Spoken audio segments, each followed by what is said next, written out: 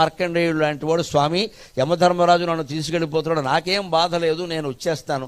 కానీ మా అమ్మ కానక కంది నన్ను ఎన్నో జపాలు తపాలు చేశారు మా నాన్నగారు.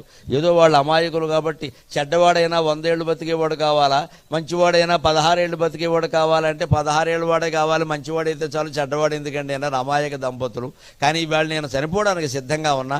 కానీ మా అమ్మ మృకండు మహర్షి భార్య, మా నాన్నగారు మృకండు మహర్షి, వీరు చాలా బాధపడతారు, వాళ్ళు తట్టుకోలేరు నా మరణానికి అని పరమశివుడిని ఆశ్రయిస్తే మార్కండేయుడికి ఎంత ఆయుర్దాయం ఇచ్చాడో తెలుసా?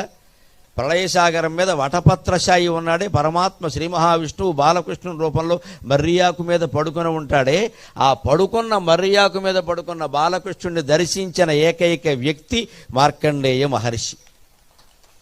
అప్పుడు ప్రళయకాలంలో పడుకున్నటువంటి మహర్షి మా బాలకృష్ణుడిని దర్శించినటువంటి ఒకే ఒక వ్యక్తి మార్కండేయ మహర్షి.